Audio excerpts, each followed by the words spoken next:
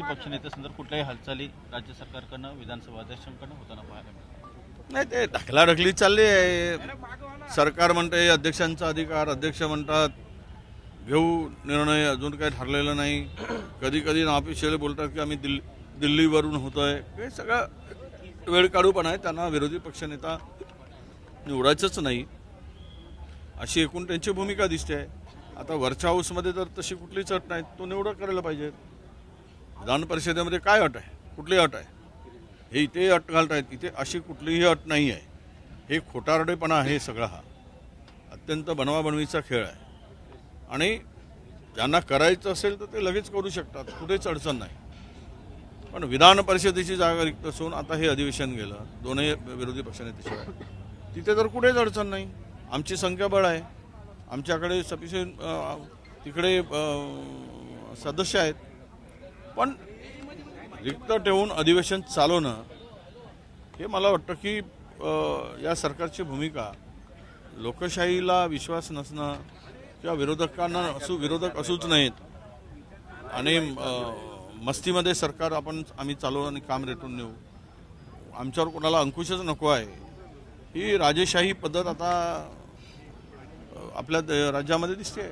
शिक्षक कर्मचाऱ्यांना जुनी पेन्शन योजना लागू करावी यासाठी काही आमदारांनी आता विधानभवन पायऱ्यांवरती आंदोलन देखील केलेलं आहे. नाही, असं हे विषय आता आंदोलन होत आहेत. खूप जुनी मागणी आहे यांची. त्या मागणीनुसार ते केलं पाहिजेत. काहीतरी सरकार हो म्हणतं पण करायला तयार नाही. आज त्या पेन्शनधारकांची फार वाईट अवस्था आहे. त्यांनी इतकीच वर्ष नोकरी केल्यानंतर पेन्शन मिळत नाही. त्यामुळे शिक्षक आमदाराचे नाही, शिक्षकांना वाऱ्यावर सोडलं या लोकांनी. सर, वेगळ्या विदर्भाच्या बाबतीत संजय राऊतांनी असं म्हटलंय की आम्ही विजय वडेट्टीवारांना फार महत्त्व देत नाही. त्यांनी कितीही काही भूमिका मांडली तरी वेगळा विदर्भ होणार नाही. आता राज ठाकरेंनी उद्धव ठाकरे सुद्धा एकत्र आलेले आहेत. त्याचं म्हणणं आहे की काँग्रेसचे जे ज्येष्ठ नेते त्यांचं असं म्हणणं आहे की एकत्र महाराष्ट्र राहावा, विदर्भ वेगळा नसतो. नाही, मी वेगळा विदर्भाची भूमिका मांडत असताना आम्ही हा विषय हायकमांडशी चर्चा करू असंच बोललो आहे मी. आता संजय राऊत कोणाला महत्त्व देत नाही तो त्यांचा प्रश्न आहे. आम्ही तरी कुठे संजय राऊतांना महत्त्व देतो फार, आणि देण्याची गरज काय, तो त्यांच्या पक्षाचा विषय आहे, हा आमच्या पक्षाचा विषय आहे. संजय राऊत त्यांच्या पक्षाला महत्त्व देतील, ते आम्हाला कसे महत्त्व देतील संजय राऊत, आणि मी तरी का संजय राऊतांना महत्त्व देऊ? पण ही आघाडी असेल तर, आणि त्यावेळेस आमची चर्चा होतेच. तो आघाडीचा विषय आहे, एकत्र निवडणूक लढण्याचा विषय आहे. पण एकमेकाला महत्त्व देण्याचा विषय नाही. वैचारिक आहे, त्यांची भूमिका वेगळी आहे, माझी भूमिका वेगळी आहे. मी वेगळ्या विदर्भाची भूमिका का मांडतो आहे त्याच्या मागचं मी कारण सांगितलं आहे.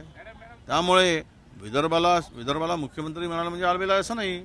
विदर्भावर आता कुठे बॅकलॉगमध्ये काय आहे? विदर्भामध्ये एकूण या मागण्यामध्ये विदर्भ कुठे आहे? 75,000 कोटीच्या मागण्यामध्ये. आणि म्हणून आणि एकीकडे समतोल विकासाच्या गोष्टी करायच्या आहेत आणि विदर्भाच्या वाट्याला काही मिळायचं नाही. तेवढं एक प्रोजेक्ट आणलं, हे आणलं, ते आणलं, कधीतरी घोषणा करायची, नवसला जाऊन घोषणा केली विदर्भात एवढी इन्व्हेस्टमेंट होईल, अजिबात दिसत नाही. तेवढं MOU साईन केलं पण प्रत्यक्षात काय काही होताना दिसत नाही. आजही पोरांचं स्थलांतर सुरू आहे, नोकरीसाठी भटकणं सुरू आहे विदर्भातील पोरांचं. युवक बाहेर जात आहेत, वाटेल ते काम मिळत आहेत, तेलंगणामध्ये जाऊन काम करत आहेत.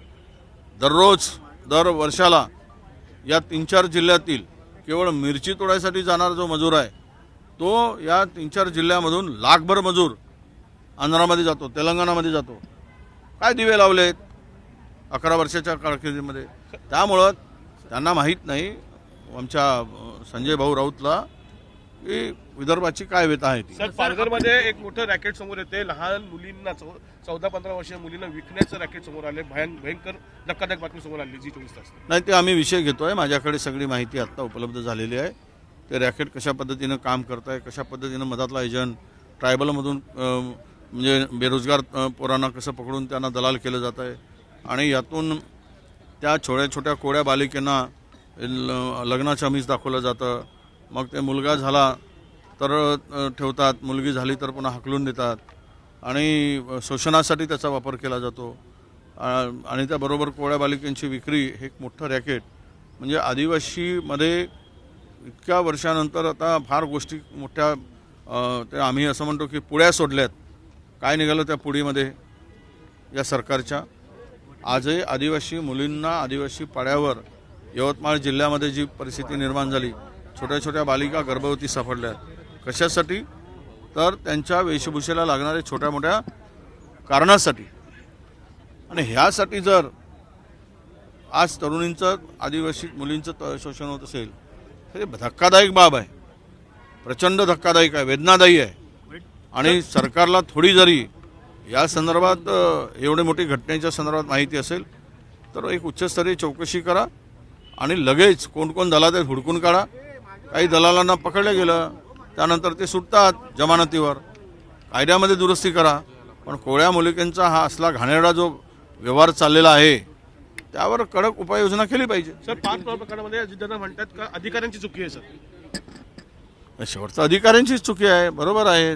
उद्या जर हे उघडकीस आलं नसतं तर मग जमिनीचा मालक अधिकारी झाले असते ना.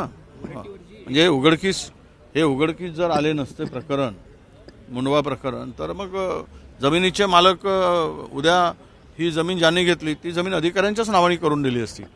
त्यामुळे ते अधिकारीच दोषी आहेत. दादांचं म्हणणं बरोबर आहे. शेवटचा दिवस आहे सर, 5 पॉवरच्या बद्दल काय विचारणार का सर? हां, मुंबईतील अनेक मुलं आहेत, सर्रास त्यांना पळवलं जात आहे आणि या सगळ्यामध्ये आता सरकार कुठेच लक्ष घालत नाही आहे. राज ठाकरेंनी पत्र लिहिलेलं आहे, त्यांचं म्हणणं आहे की 30 उत्तरं देऊ नका, या टोळ्या कुठून निर्माण होतात त्याचा शोध घ्या.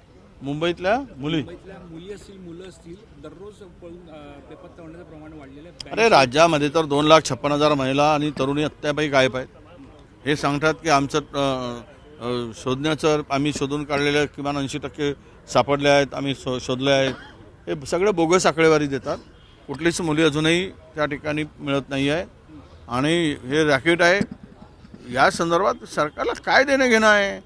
महाराष्ट्र लुटण्यात मजा आहे त्यांना, बाकीच्याची काय कुठल्या विषयाचं गांभीर्य आहे? हे असं हे असंवेदनशील सरकार आहे, ज्या सरकारच्या संवेदना मेल्या आहेत असं हे सरकार या राज्याच्या भोकांडीवर बसलेलं आहे. सर, 5 पॉवरबद्दल काय बोलला का विरोधक सर? तीस उत्तरं देऊ नका, 30 उत्तरं देऊ नका, कारण जी मुलं बेपत्ता होतात त्यानंतर सांगितलं जातं की इतकी मुलं सापडली, त्यांना घरी पाठवलं. पण जी टोळ्या निर्माण होतात त्याला जबाबदार कोण आहे? बसस्टॉपवरती असतील अशा भिकारी असतील, त्यांचा DNA टेस्ट करायला नको? DNA टेस्ट करायलाच पाहिजेत. आणि गृह खातं काय झोपलं आहे का?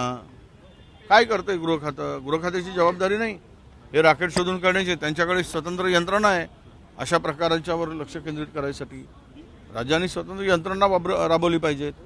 इतक्या मोठ्या प्रमाणात माझ्या महाराष्ट्रामध्ये, मुंबईमध्ये मुली गायब होत असतील आणि 2-4 भेटले की पुन्हा सांगतात पेपरला बातमी देऊन आम्ही शोधून काढला. आत्ताही मी काल परवा चिमूरमध्ये एका अल्पवयीन मुलगी गायब आहे. मी अजूनही ती शोध लागल्या जात नाही, महिनाभरापासून नाही करत काही कारवाई. सर, 5 प्रकरणामध्ये विरोधक शेवटचा दिवस आहे, अजून काय पुढे हालचाली करणार का?